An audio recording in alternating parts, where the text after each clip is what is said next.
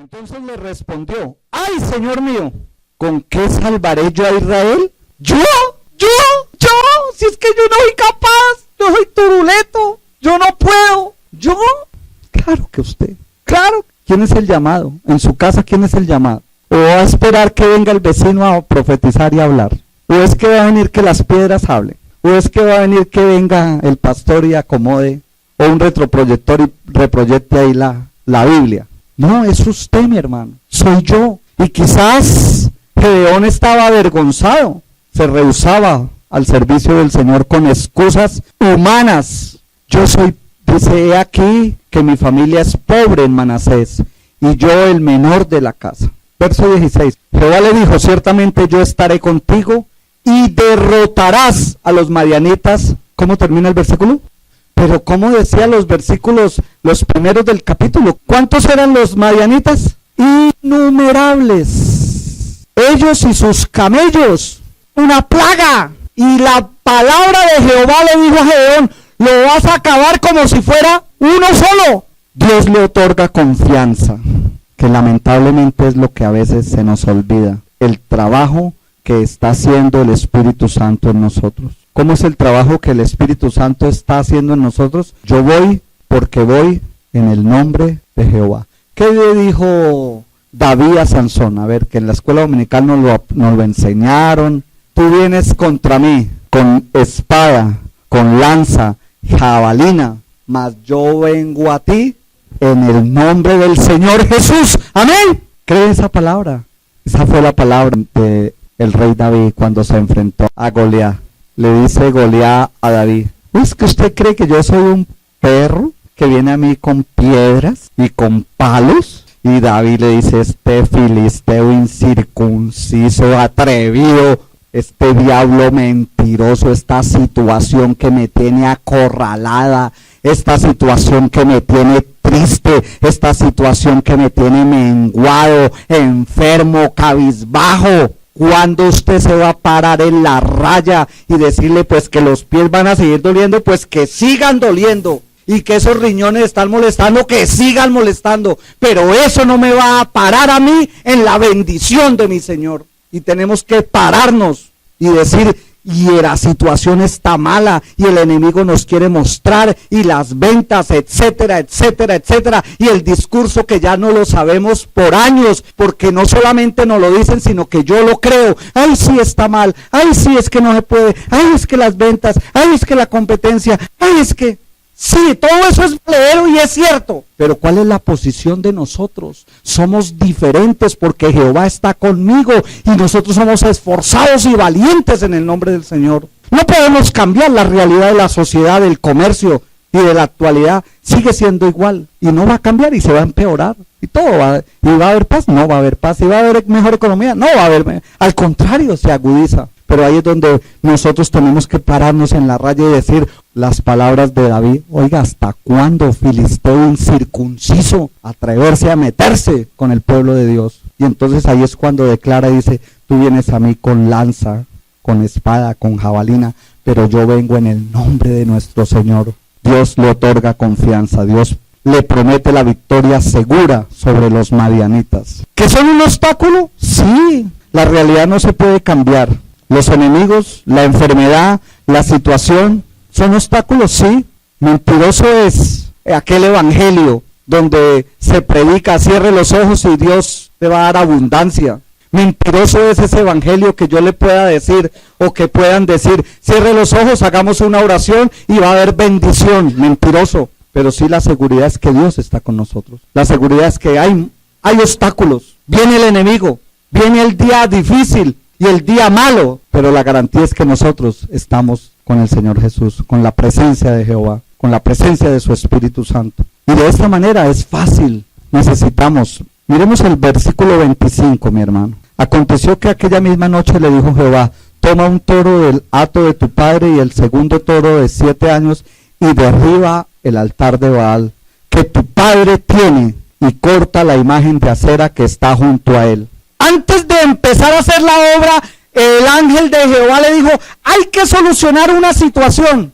Antes de que yo te dé la victoria, antes de que yo te utilice, necesitamos arreglar una situación. ¿Cuál es la situación? Derribar esos altares. El padre de Gedeón era llamado por Dios. La casa de Gedeón era llamada por Dios. Y si el padre de Gedeón y su familia era llamada por Dios, ¿por qué habían altares? Por parte y por culpa de la desobediencia. Y no puede venir la bendición de Dios si hay un altar entre Dios y nosotros. No puede venir una bendición. Antes de que la mano de Jehová actúe en nosotros, tenemos que quitar esos altares. Necesitamos derrumbar esos altares y esas imágenes. Pastor, pero es que la estampita hace rato la saqué de mi cartera y la quemé. ¿Serán esos altares? ¿Serán esas imágenes? ¿Qué nos separa de la presencia de Dios? A veces, incluso Dios nos prueba con bendiciones y nos prueba con trabajo, porque a veces nos prueba con escasez, pero también a veces nos prueba con abundancia. Y en medio de la abundancia, ¿dónde está nuestro corazón? ¿Dónde está nuestra posición como hijo de Dios? La estampita ya la botamos, ya la quemamos, ya la rompimos. Pero ¿no será que hay otras estampitas por ahí, otras imágenes? Necesitamos derribar los altares. Verso 27, entonces Gedeón tomó 10 hombres de sus siervos, mas temiendo hacerlo de día por la familia del papá. ¿Quién sabe qué dirán? Pastor, es que yo no sé, pero es que aquí el arriendo lo paga es mi papá. Pero yo no puedo ir en contra de mi mamá, yo no puedo ir en contra de mi comadre, yo no puedo ir en contra de mi...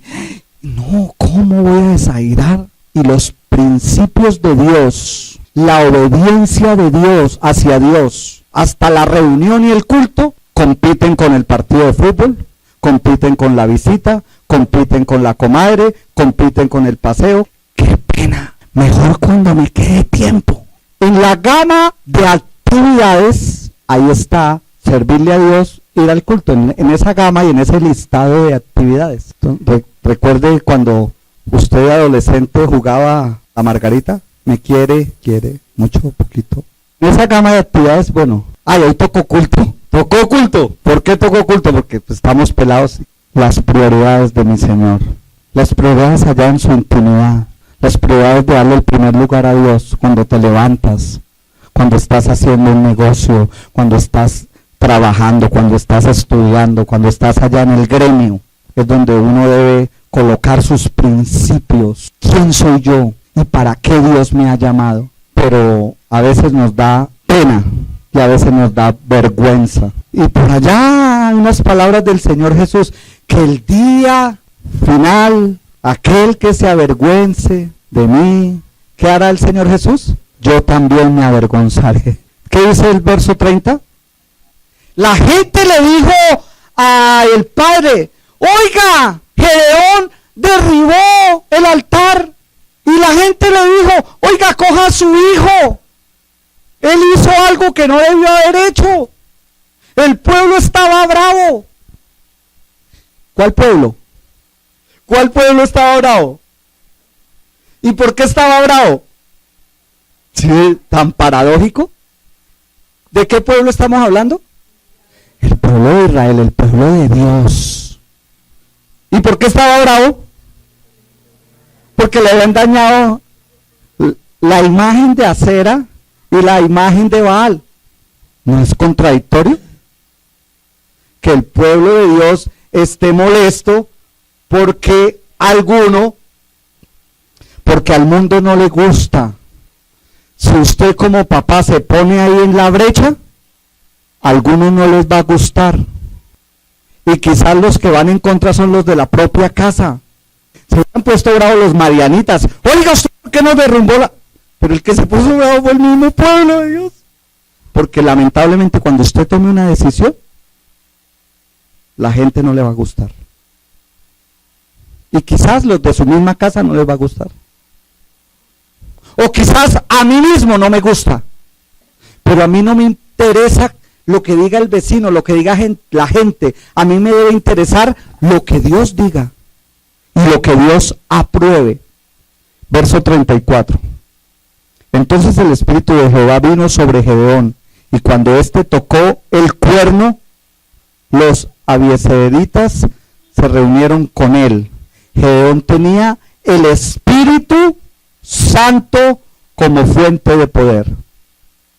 Y Gedeón, que no era un guerrero, se convirtió en un guerrero. En próxima oportunidad miraremos cómo se desarrolló esa batalla de una forma absurda, pero lógica para Dios. Absurda para la mente de nosotros, pero lógica para la mente de Dios. Porque es que lo que Dios hace no, para nosotros no tiene lógica. Nosotros siempre es buscando la lógica humana. Por eso es que a veces hacemos con nuestras fuerzas o dejamos de hacer porque nosotros argumentamos siempre desde el pensamiento humano.